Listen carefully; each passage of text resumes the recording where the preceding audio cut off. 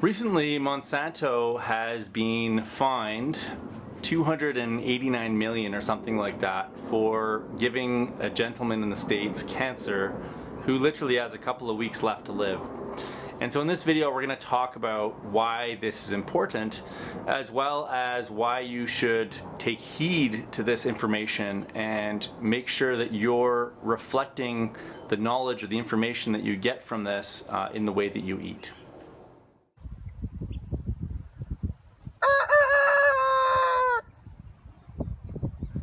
Hey there, Rob Avis with Verge Permaculture. I'm sitting in my greenhouse right now and my tomatoes are just going off.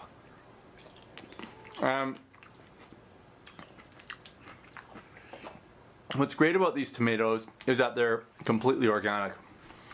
We know exactly how they were grown, what was put on or into them, basically water, some manure, some compost, lots of light. And so we have an incredible amount of trust in our food supply, especially during the summertime when our gardens are just producing copious amounts of food. Over the last 50 to 60 years, society has decided that the lowest price is the law. And so farming has taken this full force and have optimized all of their systems for cost, not quality, not nutrition. And as a result of optimizing for cost, what we ended up doing was we decided that it was cool to spray our food with herbicides, pesticides, fertilizers, you name it, it's being sprayed with it. And what's crazy about this is that there's an enormous disconnect between what consumers actually know and what farmers and some of these companies that produce these chemicals know. And unfortunately, what you don't know will kill you. And so this latest court case with Monsanto is really interesting. I've heard there's up to 5,000 more people that are going to take Monsanto to court as a result of this win. And of course Monsanto is going to fight it with an appeal, and you know, that's fine, I guess. That's how the court system works, and it's good that there are appeals. But you should be paying attention to this because you're probably consuming foods that have all sorts of chemicals on it. Even potentially if you're eating organic. Organic is definitely better, but you need to be aware of how your food is being grown because it's something you do 3 times a day, and you definitely are what you eat. So some things to keep in mind if you're concerned about this and you want to take action on it. Pretty much any wheat that you get on the market right now has a high likelihood, if it's not organic, to have Roundup on it. And here's why. When farmers are growing wheat, traditionally what would happen is they'd plant the wheat in the ground, it would grow, it would ripen, and at some point in the summer they would cut it.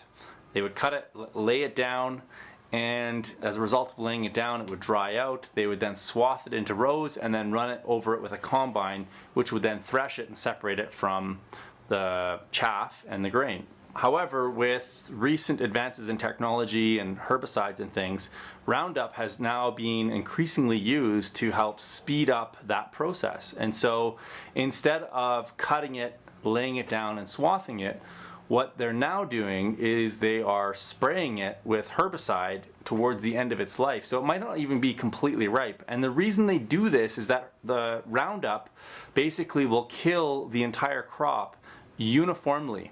And so they call this a desiccation spray. So they spray it in order to desiccate or dry out the grain. Now, I grew up in a bakery, and I know that if you're buying whole wheat, non-organic flour, what that means is they've taken the whole kernel of grain and they've ground it up and they turn that into flour.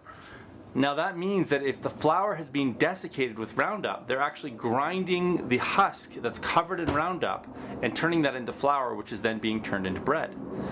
Which means that you're getting a direct dose of Roundup every time you eat non-organic whole wheat bread. And what's crazy is that most people that I talk to about this have no idea. Now ironically, if you're eating white bread that means that the husk has at least been removed, but there's no guarantee that that Roundup hasn't come through the husk and touched the kernel on the inside. The thing is that we do this with lots of crops now. We do it with mustard and peas and lentils, and there's a little bit of regulatory stuff around it, but really not that much. And so you can't guarantee that the food that you're consuming does not have Roundup in it. Recently, I watched an RT video, and I'll put the link to that down below, which showcased the results of a not-for-profit in the States which tested something like 45 breakfast cereals, and 43 of them came out with having elevated levels of Roundup in it. So first off, you probably shouldn't be eating breakfast cereal, and that's a whole other video in itself. There's lots of good research on there on why breakfast cereal is just not good for you. But if you are eating breakfast cereal, chances are you're also getting Roundup. The whole thrust of this story is that we have to be a little bit more conscientious of what we buy. And even better, if you don't trust the food system, then the best thing that you can possibly do is plant a garden in your backyard. The food system is becoming less and less reliable. We can trust it less and less when profit is the primary motive, which is fine for a business to have a motive like that, but there may be certain industries in the world where we have to remove the profit motive, or at least change some of the metrics of success such that we can trust that when we put food into our mouth that we're not going to get sick as a result of it. In my opinion, food is such a personal thing that if we're going to buy it, we should be buying it from people that we can shake our hands. In my opinion, food is such a personal thing that if we're going to buy food, we should have a relationship with the person that grew it, whether it's meat or vegetables or fruit.